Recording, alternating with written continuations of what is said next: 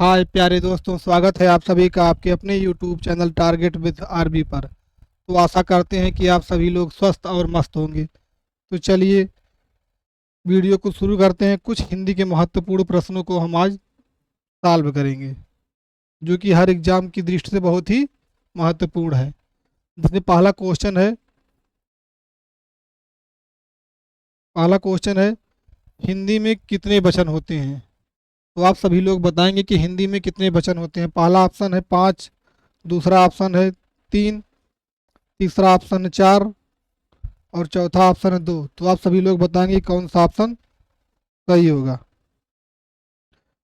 तो आप सभी को बता दें कि संस्कृत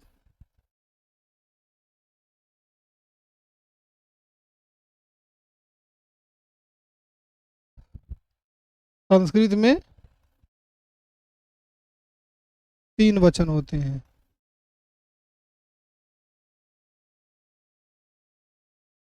इसमें पूछा गया है कि हिंदी में कितने वचन होते हैं। तो हिंदी में 2 वचन होते हैं।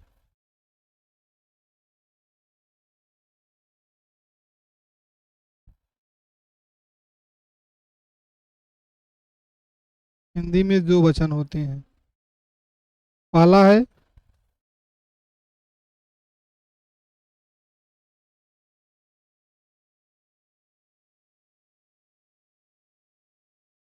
एक वचन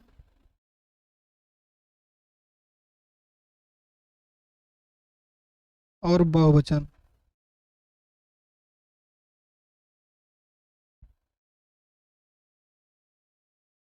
हिंदी में 2 वचन होते हैं।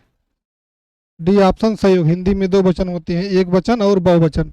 संस्कृत में 3 वचन होते हैं, एक द्विवचन होता है इसमें। तीसरा जो है वो द्विवचन होता है। हिंदी में द्विवचन की गणना नहीं की जाती है। संस्कृत में 3 होते हैं और हिंदी में 2 होते हैं। तो चलिए चलते हैं अगले क्वेश्चन पर। अगला क्वेश्चन है दिए शब्दों में से नित्य एक वचन में प्रयोग होने वाला कौन सा शब्द नहीं है। तो आप सभी लोग बताएंगे कि नित्य एक वचन में प्रयोग होने वाला कौन सा शब्द नहीं है। तो सबसे पहले हम लोग जान लेते हैं कि नित्य एक वचन शब्द कौन कौन से हैं।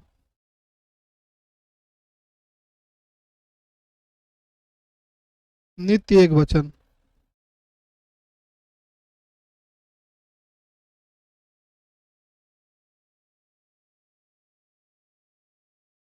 तो नित्य एक वचन में आते हैं सभी द्रव्यवाचक।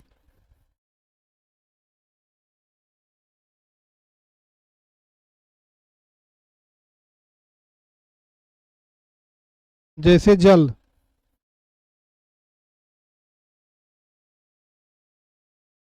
दूध,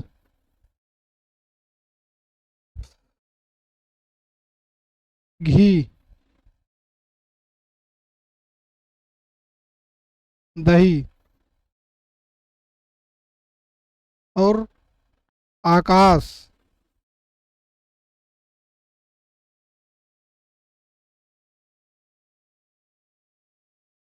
जनता,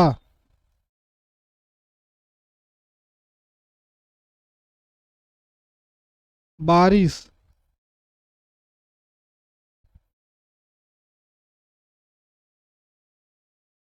वगैरह।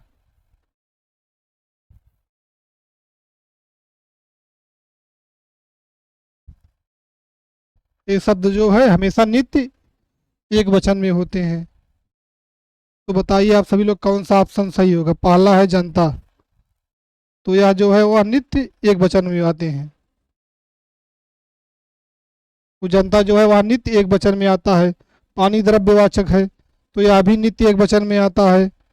आकाश, तो यह भी नित्य एक वचन में। हस्ताक्षर, यह जो है नित्य बहुवचन में आते हैं। तो हम देख लेते हैं कि नित्य बहुवचन के कुछ शब्दों को।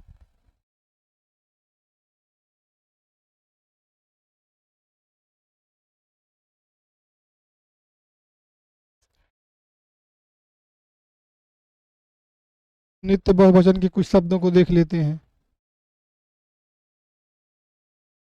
जैसे कि होश,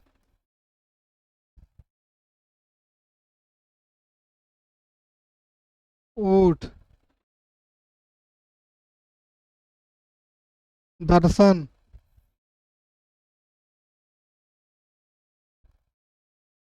दर्शक,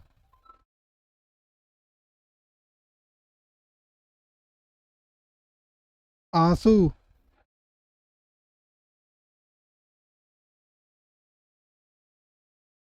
हस्ताक्षर इत्यादि शब्द मतलब हैं। तो ये जो है हमेशा नित्य नित्य बहुवचन शब्द है। यह जो है वह नित्य बहुवचन है और जो है नित्य एक वचन है। तो इसमें सी ऑप्शन सही होगा। चलते हैं अगले क्वेश्चन पर।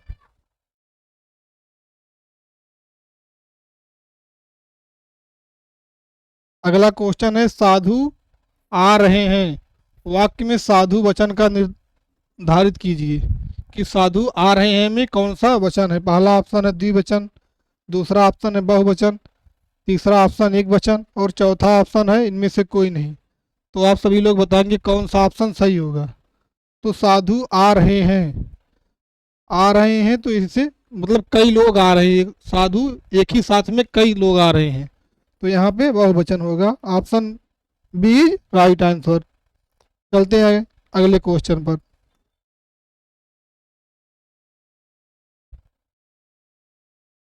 अगला क्वेश्चन है वचन किसका बोध कराता है। तो आप सभी लोग बताएंगे कि वचन किसका बोध कराता है।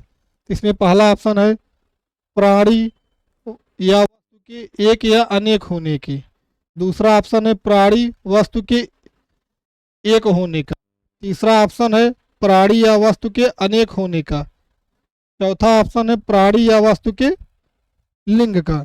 तो आप सभी लोग बताएंगे कि कौन सा ऑप्शन सही होगा। तो इसमें पहला ऑप्शन सही होगा। इसमें प्राणी या वस्तु के एक या अनेक होने का जो बोध कराता है उसे ही हम लिंग कहते हैं।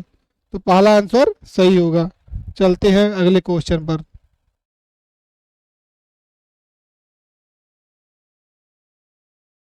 अगला क्वेश्चन है निम्नलिखित शब्दों में से एक वचन है। तो अभी हमने आप सभी को बताए थे कि नित्य एक वचन है कौन कौन से हैं और बहुवचन कौन कौन से हैं। तो आप सभी लोग बताएंगे कि निम्न में से एक वचन है। तो हमने आप सभी को बताया था कि जो द्रव्यवाचक होते हैं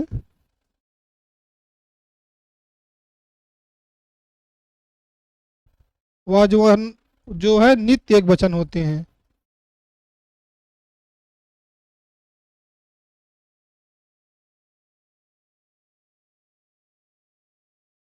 तो इसमें जो है प्राण, तो यह नित्य बहुवचन है। यह नित्य बहुवचन है। दर्शन यह भी नित्य बहुवचन है। ओठ तो यह भी नित्य बहुवचन है।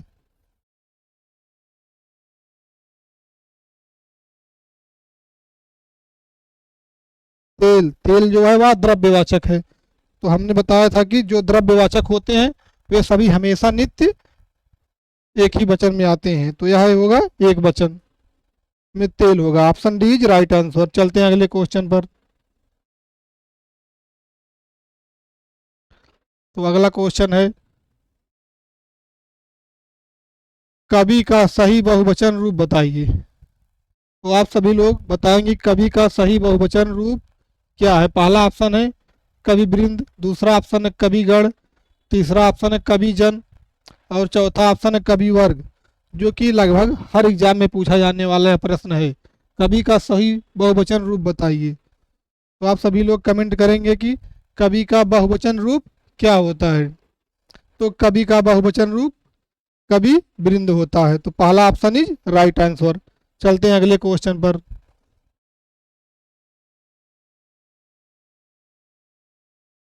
अगला क्वेश्चन है शिक्षक का बहुवचन होगा। तो आप सभी लोग बताएंगे कि शिक्षक का बहुवचन होगा।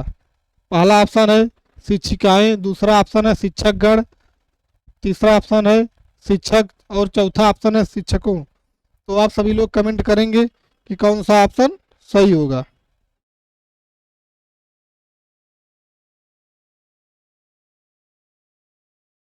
आप सभी लोग जल्दी जल्दी कमेंट करेंगे कौन सा ऑप्शन सही होगा। शिक्षक का बहुवचन, तो शिक्षक का बहुवचन शिक्षक गण होगा। B is right answer. चलते हैं अगले क्वेश्चन पर।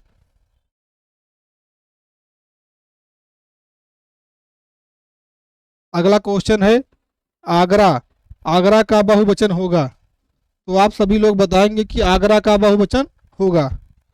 पहला ऑप्शन है आगरे, दूसरा ऑप्शन है आगरों, तीसरा ऑप्शन है आगरे, चौथा ऑप्शन है बहुवचन नहीं होगा। तो आप सभी लोग बताएंगे कि कौन सा ऑप्शन सही होगा। आगरा का बहुवचन होगा।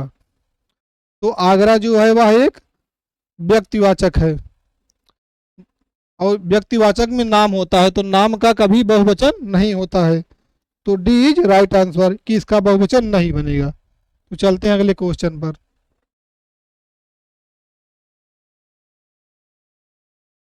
अगला क्वेश्चन है हिंदी में कुल कितने सर्वनाम होते हैं। तो आप सभी लोग बताएंगे कि हिंदी में कुल कितने सर्वनाम होते हैं। पहला ऑप्शन है 8, दूसरा ऑप्शन 10, तीसरा ऑप्शन है 11 और चौथा ऑप्शन 9। तो आप सभी लोग बताएंगे कौन सा ऑप्शन सही होगा। हिंदी में कुल कितने सर्वनाम होते हैं। तो हिंदी में कुल 11 सर्वनाम होते हैं। हिंदी में कुल 11 सर्वनाम होते हैं। तो कौन कौन से होते हैं, जैसे कि मैं, तू, आप,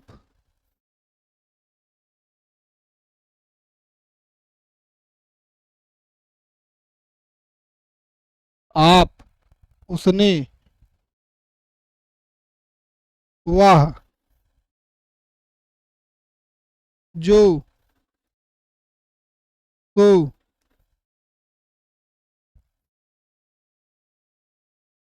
कोई, जो, सो, कोई, कुछ,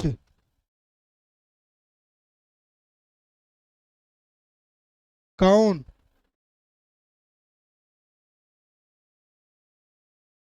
और क्या।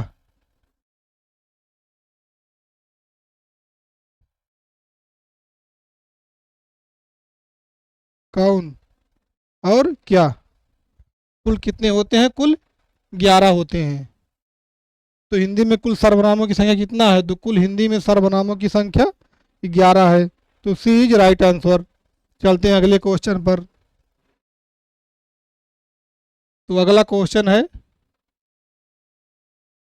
सर्वनाम के कुल कितने भेद होते हैं।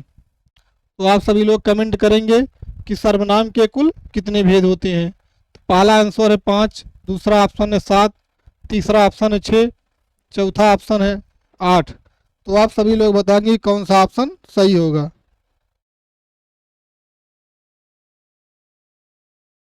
तो सर्वनाम के कुल 6 भेद होते हैं। सर्वनाम के कुल 6 भेद होते हैं। पहला है पुरुषवाचक,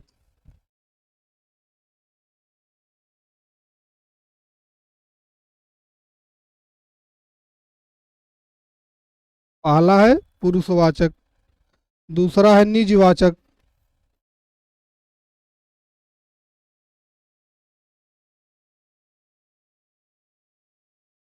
पहला है पुरुषवाचक, दूसरा है निजवाचक, तीसरा है निश्चयवाचक,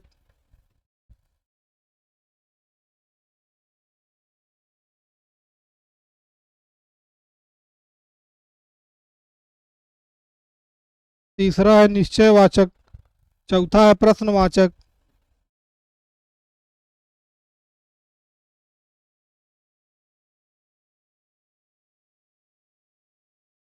चौथा है प्रश्नवाचक और पांचवा है संबंधवाचक।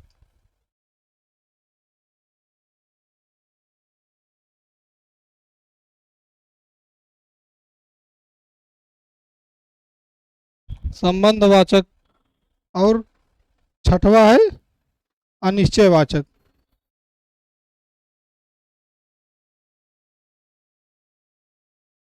अनिश्चयवाचक।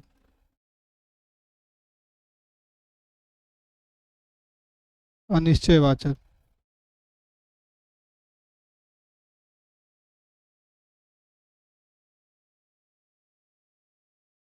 तो सर्वनाम को 6 भागों में बांटा गया है।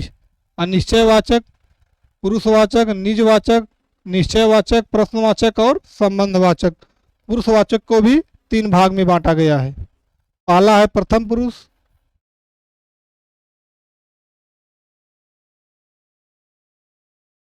पहला है प्रथम पुरुष,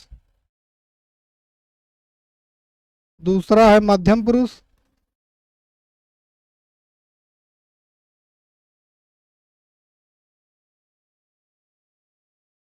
दूसरा है मध्यम पुरुष, और तीसरा है उत्तम पुरुष।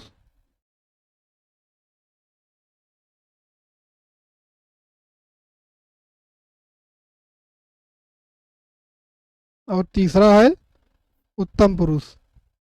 पुरुष को भी 3 भागों में बांटा गया है।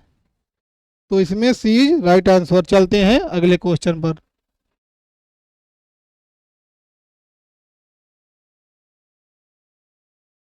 अगला क्वेश्चन है, सर्वनाम के भेद का सही विकल्प है, वह कल मुझसे मिलने आएगी। तो इसमें पूछा गया कि कौन सा सर्वनाम का सही भेद है। तो आप उत्तम पुरुष, प्रथम पुरुष, मध्यम पुरुष और संबंधवाचक सर्वनाम। तो आप सभी लोग बताएंगे कि सर्वनाम के भेद का सही रूप क्या होगा।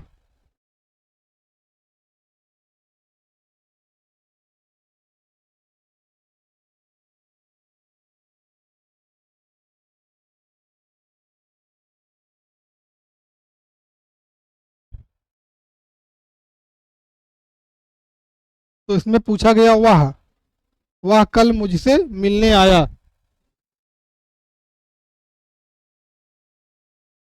तो जिसके बारे में कुछ कहा जाए वह प्रथम पुरुष के अंतर्गत आता है। और जो श्रोता होता है वो जो श्रोता होता है वह मध्यम पुरुष के अंतर्गत आता है। जो वक्ता होता है यानी कि कहता है वह स्वयं उत्तम पुरुष के अंतर्गत आता है। तो आप सभी लोग बताएंगे कौन सा ऑप्शन सही होगा। वह यानी जिसके बारे में कुछ कहा जाए, जिसके बारे में हम कुछ कहते हैं वह जो है प्रथम पुरुष के अंतर्गत आ रहा है। तो इसमें वह पूछा गया है तो वह प्रथम पुरुष होगा, क्योंकि उसके बारे में कुछ कहा जा रहा है तो वह प्रथम पुरुष के अंतर्गत होगा। तो इसमें बी इज राइट आंसर। चलते हैं अगले क्वेश्चन पर।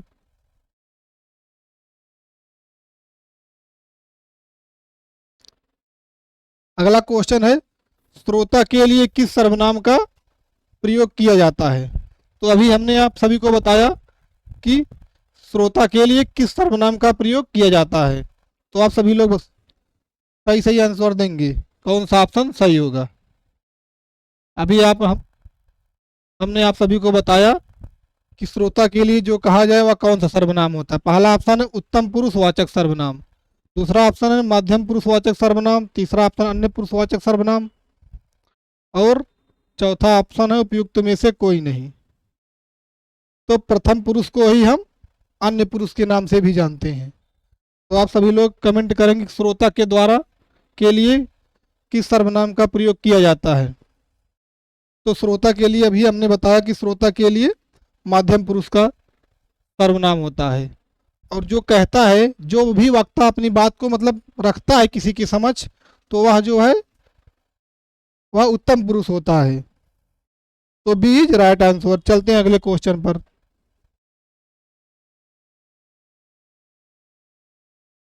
अगला क्वेश्चन है, कोई आ रहा है, तो वाक्य में कोई किस प्रकार का सर्वनाम है। तो आप सभी लोग बताएंगे कि कोई किस प्रकार का सर्वनाम है।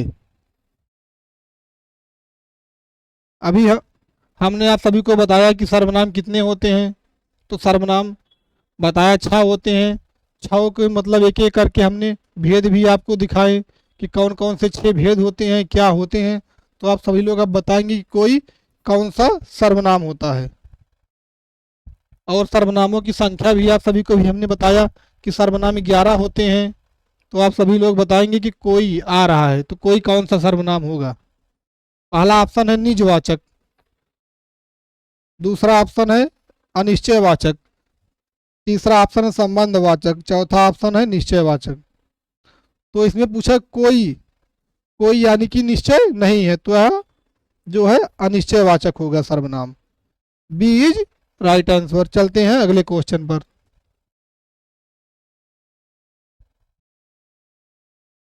अगला क्वेश्चन है, यह मेरी पतंग है।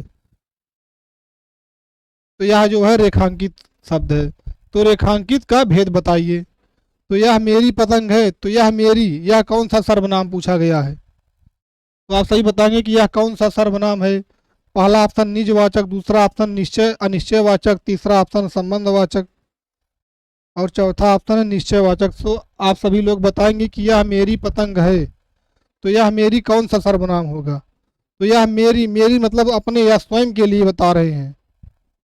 तो आप सभी लोग जल्दी जल्दी कमेंट करेंगे।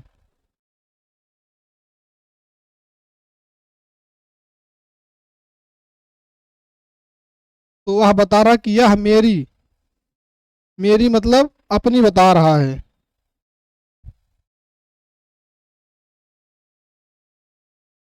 यह मेरी,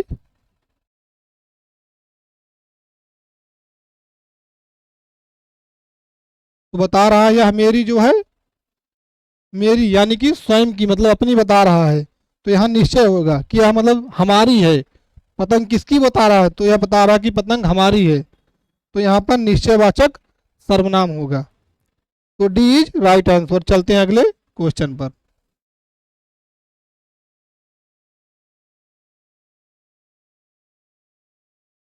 अगला क्वेश्चन है, मुझे किस प्रकार का सर्वनाम है। तो बताएंगे मुझे जो है वह किस प्रकार का सर्वनाम है। तो आप सभी लोग कमेंट करेंगे। अभी हमने आप सभी को बताया कि मुझे किस प्रकार का सर्वनाम है। मुझे, पहला ऑप्शन है उत्तम पुरुष, दूसरा ऑप्शन है मध्यम पुरुष, तीसरा ऑप्शन है अन्य पुरुष और चौथा ऑप्शन है इनमें से कोई नहीं। तो आप सभी लोग बताएंगे कि कौन सा ऑप्शन सही होगा। अभी हमने बताया आप सभी को कि मुझे, मुझे यानी हमें, जो स्वयं कहता है वह जो है वह उत्तम पुरुष होता है, तो पहला ऑप्शन सही होगा। और जो जिसके बारे में कही जाए वह अन्य पुरुष होता है, और जिसके जो माध्यम हो वो मध्यम पुरुष होता है, तो इसमें पहला ऑप्शन सही होगा। चलते हैं अगले क्वेश्चन पर।